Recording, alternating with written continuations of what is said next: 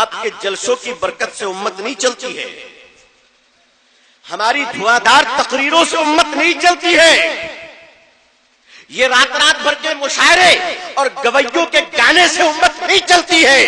امت کی زندگیوں میں انقلاب آتا ہے کسی رونے والوں کے آنسوؤں کی برکت سے۔ اب یہ رونے والوں کی کمیاں ہو رہی ہیں۔ میرے بزرگوں اور میرے عزیزوں، عقل کی کروڑوں دلیلیں اللہ سے ایک گناہ معاف نہیں کروا سکتی۔ بولو کروا سکتی ہے؟ کیوں بزرگوں؟ عقل کی کروڑوں دلیلیں اللہ سے ایک گناہ معاف نہیں کروا سکتی ہے، ندامت کے آنسو کے ایک قطرے پوری امت کو بخشوا سکتی ہے۔ ندامت کے آنسو کے ایک قطرے پوری امت کو بخشوا سکتی ہے۔ لوگوں رونے کا مزاج پیدا کرو۔ جس گھر کا باپ راتوں میں اللہ کے سامنے روتا ہے، اس کی اولاد اور اس کی نسلوں میں خدا کی رحمت نازل ہوتی ہے۔ اور جس گھر کا باپ رات کے سونے سے پہلے ریموٹ کنٹرول کو ہاتھ میں رکھے، اس کی نسلوں میں کبھی خیر تیار نہیں ہوتا۔ اگر آپ چاہتے ہیں کہ اولاد فجر کی نماز کی پابند ہو تو ماں باپ کو تہجد کی پابندی کرنی ہوگی۔ جہاں بارش نہیں ہوتی وہاں کی فصلیں خراب ہو جاتی ہیں۔ جن ماں باپ کی زندگیوں میں دین نہ ہو ان کی نسلیں خراب ہو جاتی ہیں۔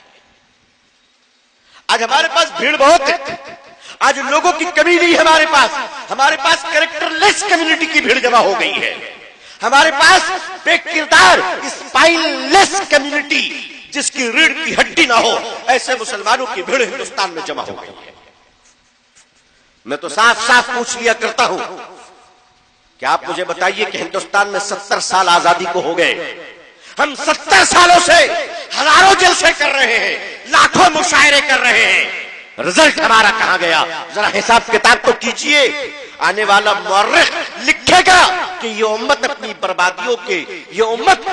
بربادیوں کے ذکر کرنے کے لیے مشاعرے کرواتی تھی اور اپنے غموں کو ہلکا کرنے کے لیے تالیاں بجایا کرتی تھی۔ یہ آنے والا مورخ لکھے گا، مسلمانوں یاد کرو ہماری اور آپ کی نسلوں کا کیا ہوگا، ہم اور آپ تو چلے جائیں گے، ہماری جو اولادیں آئیں گی وہ اس ملک میں کس پوزیشن پہ ہوگی کہ ایسا نہ ہو کہ اپنے دروازوں پہ بھیک کا کٹورا نکلنا بیٹھ جائے۔ اور مسلمانوں کی بے حسی اسی راستے پر چل رہی ہے۔ مسلمانوں کو اپنی دولت پر اعتماد ہے، مسلمانوں کو اپنے پولیٹیکل سیاسی چمچا گیری پر بھروسہ ہے، مسلمانوں کو اپنی شہرت پر بھروسہ ہے۔ یہ وہ برف کے سلے ہیں جو موت سے پہلے پگھل کر تباہ ہو جائیں گے۔ آپ اپنی نسلوں کو کیا دیجیے گا؟ آپ اپنی اولادوں کو کیا دیجیے گا؟ آپ نے اپنی بیٹیوں کو کیا دیا، بیٹوں کو کیا دیا؟ خاندان کے نام کا نیم پلیٹ لگا کر کب تک چائے بیچتے رہیں گے اور چائے خریدتے رہیں گے؟ میری قوم کے لوگوں، وہ آپ ہے جس نے دنیا کی تاریخ بدلی تھی، آج دنیا آپ کی تاریخ بدلنا چاہ رہی ہے۔ کچھ تو بات ہے ہمارے اندر، کچھ تو گن لگا ہے ہمارے اندر، کچھ تو غرور نے برباد کیا ہے ہمارے اندر۔ میں ہندوستان کا رہنے والا ہوں اور ہندوستان کی ملی جلی تہذیب ہم سب کی وراثت ہے۔ ہم میں سے ہر ہندو اور ہر مسلمان آپس میں کہیں نہ کہیں پڑوسی ہے۔ اگر محلے میں پڑوسی نہیں تو بازار میں پڑوسی ہے، اگر بازار میں پڑوسی نہیں تو بسوں میں پڑوسی ہے، اگر بسوں میں نہیں تو ٹرین میں پڑوسی ہے۔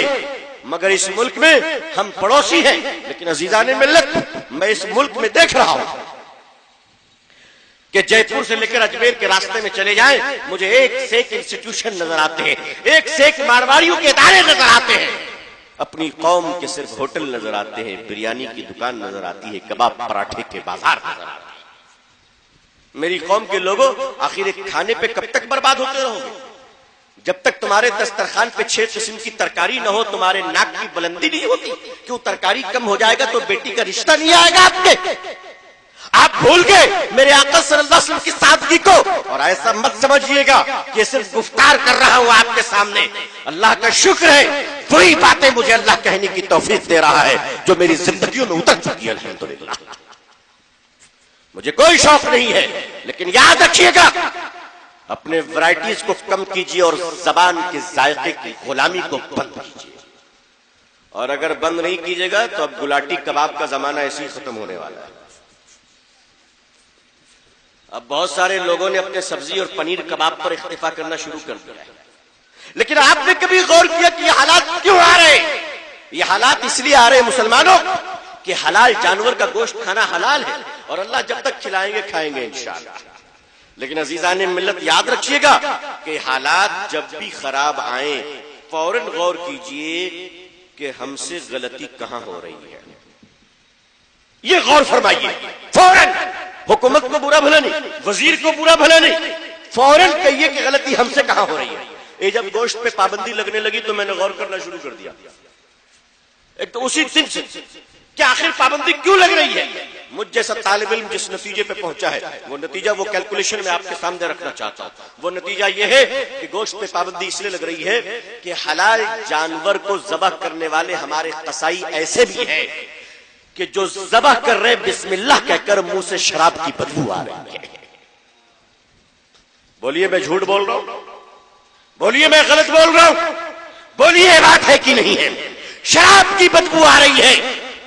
ارے بےہودے مردود انسان، تو نے حلال جانور پر اللہ کے نام کی توہین کی ہے۔ اسی گناہوں کی نحوست ہے کہ حلال گوشت مسلمانوں کا بند ہو رہا ہے۔ چوری کے جانور ذبح کر کے مسلمانوں کو کھلایا گیا ہے۔